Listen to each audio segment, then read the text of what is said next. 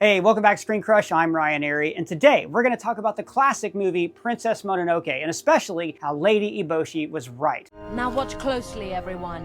I'm going to show you how to kill a god. Now, Studio Ghibli has been consistently producing classics in animated cinema for 40 years now, with 2 Oscars as well as a plethora of other awards. Mononoke was one of the studio's first huge successes, even though it bucks narrative convention at every turn. This movie features fascinating themes related to environmentalism and war, and features some of Miyazaki's most iconic characters. And it got us thinking that the villain of the movie, Lady Eboshi, was actually right. Now, we're going to explain how every decision she makes is for the good of the people of Irontown, and how she's much more of a humanitarian than the hero Ashitaka gives her credit for. Along the way, we're going to take a look at how the film's visionary writer-director, Hayao Miyazaki, writes villains with consistent moral depth throughout his many movies. And don't forget, you can now listen to ScreenCrush on Spotify, Apple, and anywhere you get your podcasts. Now, before we delve deeper, let's do a little background on the movie. Princess Mononoke opens with a demon attack on a small village in feudal Japan. Our protagonist, Ashitaka, is able to fend off the demon, but not without sustaining a mortal wound. The touch of the demon will eventually kill him slowly and painfully. But until that time, he makes his way out into the world to learn more about the source of the demon who attacked his people and doomed his life. Ashitaka's journey eventually takes him to Irontown, a bustling industrial zone which is not only home to massive iron exporting, but is also producing top-of-the-line weaponry. However, it's slowly destroying the local forest with its extensive iron mining. He learns that their leader was responsible for the creation of the demon that attacked him. She led her soldiers in a war against the forest gods so that humans could take their resources, and through doing so, she turned a former boar god into a demon. Now, obviously, this doesn't look good for Eboshi. A power-hungry, nature-hating industrialist is more in line with being a Power Rangers villain than a morally complex anti-hero. But when we meet Eboshi, she's not quite what you would expect. Instead of a cackling, over-the-top monster, she's firm, practical, and protective of her people. As Ashitaka explores Irontown, we learn that Eboshi rescued most of the town's women from various brothels by buying out their contracts, allowing them to live full lives. Respect? What's that? We haven't had any respect since the day we were born! She has a nursing center for lepers where she employs them to build her weapons in exchange for a safe existence and careful medical care. Eboshi is in many ways a hero for the downtrodden and oppressed, rescuing mistreated sex workers and the sick and bringing them to a town where they can be recognized as full human beings just as deserving as anyone else. The legends say the blood of the great forest spirit can heal anything. Perhaps it could cure my poor lepers. Now, caring for lepers is such a sign of selflessness that it is one of the miracles of Jesus. At this time period, people afflicted with leprosy were abandoned by society out of fear and prejudice. Eboshi seems to care little for the idea that she might be exposed to the disease, instead devoting herself entirely to helping these people. We are lepers. The world hates and fears us, but she took us in and washed our rotting flesh and bandaged us. Eboshi ignores the social bias against sex workers and lepers and instead sees every resident of her town as equal and deserving of life and help. Everyone in the town only has wonderful things to say about their lady. She's the only one who saw us as human beings. Eboshi's love for humanity does not discriminate. Eboshi is not even the one who began mining the mountain and fighting the spirits. The villagers were already doing those things before she arrived, earning the ire of the gods. But she showed up to save them when they needed her the most, and in turn, they are eternally loyal to her. Writer and director Hayao Miyazaki also spoke of how the events of Princess Mononoke are not unique to this movie. This kind of destruction was occurring all over Japan at the time, and so Eboshi is far from solely responsible for this trend. On the surface, Eboshi is not a redeemable villain. She speaks about the forest with cruelty. Without that ancient god, the animals here would be nothing but dumb beasts once more. And she seems indifferent to Ashitaka's suffering at first. To see with eyes unclouded by hate. Eyes unclouded. But she is simply very aware of her situation in the world. She knows that in order to gain power, she has no choice but to hurt people, and she feels bad that people have suffered. But here's the thing, if she could go back, she wouldn't do things any differently. She is the definition of the ends justifying the means. She doesn't care what she has to do as long as her people are safe. In a 1997 interview on Princess Mononoke, Miyazaki said, "I think Eboshi got there after going through considerable hardships. So, from Eboshi's standpoint, she must feel that Ashitaka's karma is nothing." Now, even though she knows that Ashitaka might do her harm, she does nothing to prevent him from doing so, instead leading him away from her bodyguard so she can speak with him alone. She's aware that he might try to kill her her, but she knows in many ways that she deserves his vengeance. Giving him the chance to take on revenge on her if he feels he's owed is the act of somebody with a deep moral code. Instead of locking him up, she thanks him for what he's done for her people and tries to explain her viewpoint to him. This desolate place will be the richest land in the world. Eboshi is a reasonable woman who believes Ashitaka might come around to her way of thinking and gives him the chance to, instead of punishing him for the violence that he was tempted to commit against her. She sees in front of her someone who is going through life's cruelty, but again, this is nothing new to her. Miyazaki went on to say, "I thought up a story where she was the wife of a Wako boss." The Wako were pirates and marauders who raided the coastline of East Asia between the 13th and 16th centuries. Life as a wife to such a man would not have been easy, and given her current status, she is probably either a widow or an escapee from such a life. Remember, you can't trust men. Miyazaki goes on to say, what Eboshi is trying to do is build a paradise as she thinks of it. Hence, she is a person of the 20th century. She has a clear ideal and can take action. ものすごく深い傷を負いながら、それに負けない人間がいるとしたら、彼女のようになるだろうと思ったんです。 The world Lady Eboshi was raised in is a harsh one, especially to women. She's grown up reaching for power in feudal Japan, and it's deeply impressive for a woman to have risen to the heights of power that she has during this time period. She is the leader of not only a small army, but of a leading industrial village so profitable that it's constantly fending off attacks from opportunistic samurai. Now, we don't know how Eboshi managed to find herself leading a military force with advanced firearms, but a look at how she runs Irontown gives us an idea. Her people are truly, fiercely loyal to her. They would kill and die for her. I was responsible. I should never have let it happen. Oh, that's all right. My lady, if you hadn't been there, the wolves would have eaten everyone. She has grown her power not just through ruthlessness and violence, but through inspiring love in those around her. Her confidence and charisma oozes through the screen, leaving even the viewer feeling like she might have a point on occasion. He's out of line,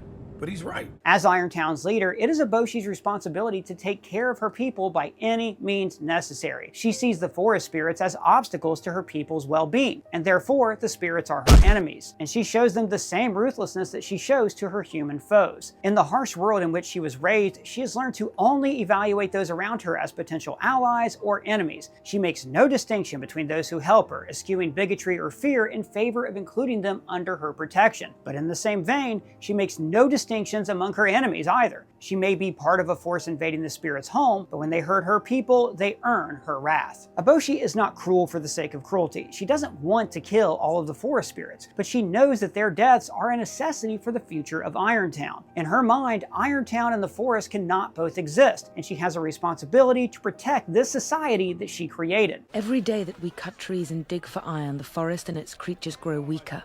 My way, there is no loss of life, Jigo. Now, obviously, the film proves Eboshi is wrong about coexistence. It is possible for the spirits and the humans to live in peace, as she eventually learns. Amazing. The wolves and that crazy little wolf girl helped save us all. But in order for that to be possible, it required a huge power shakeup, and the person who led to that change in the status quo was none other than Lady Eboshi. Miyazaki said in an interview for America in 1999, even human beings' inability to coexist with nature is part of nature. Eboshi is a natural part of the ecosystem of Princess Mononoke and of the larger world. Humans will inevitably choose power and to protect the people they care about, even when it's at the expense of the natural world. She is not inherently a villain for seeking a better life for herself and her people, but that desire has warped her into something much darker. Ashitaka was quick to take the side of the forest spirits, witnessing as they began to ride into war against the people who he had helped to save. He tries to be an impartial observer, but there is no impartiality in this war. Eboshi has been fighting in a conflict he can only partially understand for much longer than he knows, and she knows the deeper, darker truth, that if it wasn't her fighting to kill the forest, then it would be someone else. When San attempts to attack Irontown and kill Lady Eboshi, Ashitaka unexpectedly takes the forest side, even after the people of Irontown have been kind to him. He doesn't allow San to kill Eboshi, but he also doesn't allow the people of Irontown to defend their leader. He even knocks Eboshi unconscious. Eboshi would be fully within her rights to strike back at him after that, but she isn't even that kind of leader. Even the people of Irontown, who believe Ashitaka may have betrayed them, don't mean to shoot him. Here, what are you doing? This is the kind of restraint Eboshi inspires. Miyazaki states she wouldn't hesitate to kill, sacrifice, or even sacrifice herself. I think she is that kind of person. Eboshi is fighting the war in the kindest way possible to her people. When we see someone else, namely Jigo, take over the effort against the forest spirits, the humans under their command suffer far more harshly. Jigo's troops put us in front as bait to lure the boars in. They didn't tell us about the landmines under our feet, or the grenades coming in on top of us. Eboshi is fighting to keep Irontown protected and her supplies moving, and it is only Jigo's pushing that moves her into drastic actions against the forest spirit. He's trying to kill the forest spirit for the Emperor and enlists Eboshi's help. She has no love for the forest, but would have never taken such drastic action for only money. Her first priority is not profit, like Jigo, but the lives of the people that she is protecting. 自分の意志の力で神を殺します。あそこに出てくるそのジゴというジゴ棒のことジゴって言うんですね。そういう連中は自分の手で殺すのは恐れています。Jigo also orchestrates the situation against her. It's implied that he may be responsible for the latest scourge of samurai attacks against Irontown. And you would have nothing to do with Lord Asano being here now, would you? And he will only lend her his aid against them if she does what he wants. You made me a promise. Now, once you get me the head of the forest spirit, then we can come back and destroy Lord Asano together, huh? Let's try to see the movie from Eboshi's point of view. After a difficult early life as the wife of a marauder, she is able to seize control of a deeply powerful resource, iron, which her people can use to make weapons. She's under attack constantly for control of this resource, both from the forest spirits and other humans vying for the power that she fought to hold. Milady took this mountain away from the gods, the boys, and the beasts! And now that it's worth something, you want it! After several of her people were attacked and killed by the forest spirits, which is a common occurrence, she expresses her hatred of the giant wolves that terrorize the people she's trying to protect and the girl who helps them. A mysterious stranger then shows up and returns two of her people thought dead to her. He's kind and soft-spoken, but she learns that he has a powerful grudge against her. So instead of punishing him, she tries to reach out and explain her motivations. Ashitaka doesn't take vengeance on her, but instead joins forces with the forest spirits, and she has no choice but to fight back. The forest spirits want all of the people that she saved dead, and at this point, she believes that war is her only option. Then she's forced to go along with Jigo's plan to kill the forest spirit, of which she'll be the scapegoat in exchange for his prior help in fighting back other spirits. Jigo takes her away from her people and uses them as bait to kill the forest spirits en masse. Finally, the fight with the forest spirit's body, Eboshi loses her arm. She tries to get her loyal bodyguard Gonza to leave her behind, and when that fails, sends Ashitaka to save her people. Even when she is bleeding out from a missing limb, her first priority is always her people. At the end of the film, Eboshi's most noble intentions have come to the forefront. Having lost so much, she chooses not to take vengeance against the spirits. Instead of continuing the cycle of violence, she's going to break it. She's learned a different option other than violence to claw power away from an uncaring world and intends to build the better town. This is ultimately what proves Eboshi's intentions are more pure than many of her peers. When she sees incontrovertible proof that her methods are not working, that instead of helping her people she has hurt them, she makes a concrete decision to change her ways. Many of her people were presumably killed in the fallout from the forest spirit's death, fallout that she is directly responsible for. But instead of blaming her, the society she has created still rallies behind her, and in exchange, she vows to do better for them. Miyazaki said in an interview with DiscoverGhibli.com, "This movie isn't meant to determine what is evil. That's why both good and evil exist within each person. I believe that's what the world is like." In many ways, Eboshi echoes some of Miyazaki's other villains. She bears resemblance to Princess Kushana from Nausicaa, Yubaba from Spirited Away, and the Witch of the Waste from Howl's Moving Castle in particular. All of these women are primary antagonists of their respective films, but each ends up being more sympathetic than is immediately apparent. Kushana is like Eboshi in that she is only a symptom of a larger problem. Nausicaa's villain is only a representative of a large empire who believes that war is her only option. She may personally sympathize with the protagonist, much like Eboshi does, but she can't give up her larger goals in exchange. Yubaba is also similar to Eboshi because she displays a similar sense of protectiveness over her people. The witch head of the bathhouse has sworn an oath to give a job to anyone who asks, and tries to help even the most repugnant of customers. She's profit motivated, but not without love for the people who depend on her. And finally, the Witch of the Waste learns the error of her ways, just like Eboshi does. She learns to see the humanity in others when she herself needs help, much like Eboshi when she loses her arm to the wolves. When she's finally stripped from a position of power, both Eboshi and the witch receive Moment of clarity.